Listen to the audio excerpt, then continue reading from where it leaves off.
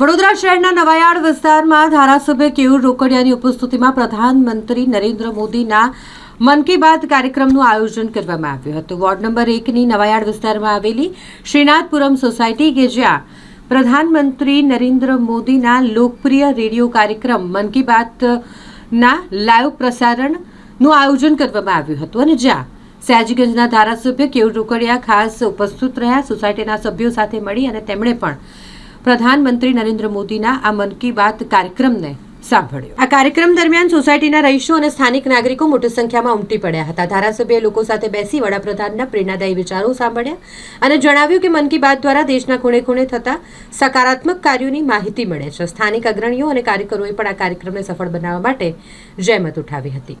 માનનીય વડાપ્રધાન નરેન્દ્રભાઈ મોદી દ્વારા દર મહિનાના છેલ્લા રવિવારે મન કી બાતનો કાર્યક્રમ કરવામાં આવે છે અને ભારતીય જનતા પાર્ટીના તમામ આગેવાન ચૂંટાયેલા પ્રતિનિધિઓ પણ મન કી બાત પોતાના એરિયાના કોઈ એક બૂથની અંદર, જેમ આજે હું નવાયાર્ડમાં શ્રીનાથજીપુરમ અમારો બૂથ નંબર 54 છે, એમાં હું આજે અહીંયા આવ્યો છું। આ સોસાયટીના નાગરિકો સાથે બેસીને, અમારા કાર્યકર્તા સાથે બેસીને આ મન કી બાત અમે સાંભળતા હોઈએ છીએ। વિવિધ વિષયો આ મન કી બાતમાં વડાપ્રધાન નરેન્દ્રભાઈ મોદીએ જે રીતે 2025ના વર્ષની પહેલી ઘટના એટલે કુંભ, આખા દેશ વિશ્વનું સૌથી મોટું ગેધરિંગ જે મહાકુંભ થયો ત્યાંથી લઈને છેલ્લી ઘટના કહેવાય તો અયોધ્યામાં ધ્વજારોહણ થયું, તો અયોધ્યા મંદિરમાં જે ધ્વજા ફરકાવવામાં આવી એથી લઈને આખા વર્ષના લેખાજોખા પણ આપ્યા। નવા વર્ષના વિચારો, નવા વર્ષના ઉમંગો, નવા વર્ષની ઉર્જા સાથે નવા વર્ષે પણ અમુક સંકલ્પો કરવા જોઈએ એ દિશાની અંદર પણ વાત કરી। દેશના ખૂણા ખૂણામાં રહેલી સિદ્ધિઓ, એચિવમેન્ટ, પછી એક કલાકારી વિષય હોય, સંગીત વિષય હોય, સ્પોર્ટ્સ વિષય હોય, આવા અનેક વિષયો લઈને મન કી બાતના કાર્યક્રમમાં લોકોનું માર્ગદર્શન કરતા હોય છે, લોકોને પ્રેરણા મળતી હોય છે।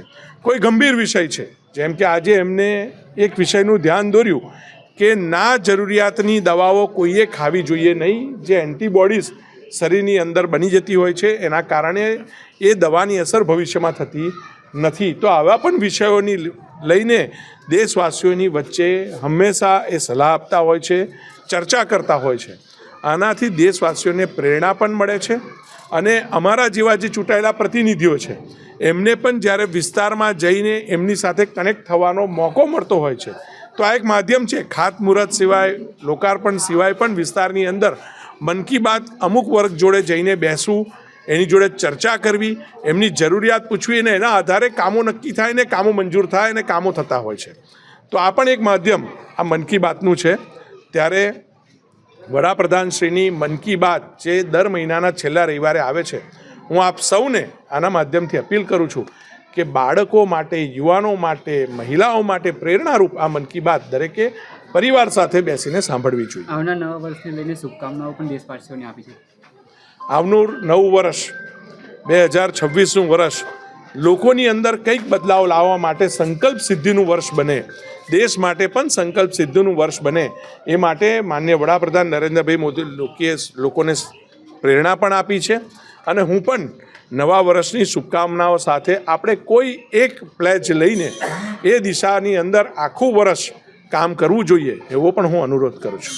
પુરમ સોસાયટી છે જેમાં મારા બૂથ, હું આજે બૂથ પ્રમુખ તરીકે મને જવાબદારી આપેલી હતી। બૂથ નંબર 54 છે કે હરેક બૂથની અંદર મન કી બાતનો પ્રોગ્રામ રાખવો, તે બદલ મેં આજે મારા સોસાયટીના ક્લબ હાઉસની અંદર પ્રોગ્રામ રાખેલો હતો। જેમાં અતિથિ વિશેષ તરીકે આપણા લોકલાડીના ધારાસભ્ય કેયુરભાઈ રોકડિયા પધાર્યા હતા, બીજા મહામંત્રી બી હતા, પ્લસ અમારે શિક્ષણ સમિતિના સદસ્ય ધર્મિષ્ઠાબેન બી હાજર હતા। એ બધા સાથે મળી અને સોસાયટીના તમામ બાળકોથી માંડીને વડીલોથી માંડીને બધા બેસી ને મન કી બાત સાંભળી ને બહુ આનંદ થયો કે આપણે ગુજરાતનું બી, કચ્છનું બી માન્ય વડાપ્રધાનશ્રીએ ઉલ્લેખ કર્યો કે એની અંદર શું છે, શું કઈ રીતનું છે બધું। તે બદલ આપ સૌ સોશિયલ મીડિયાનો બી આભાર માનું છું કે આપ સૌ ત્યાં પધાર્યા, તે બદલ ખૂબ ખૂબ આભાર। જય શૈલેષ ગજર।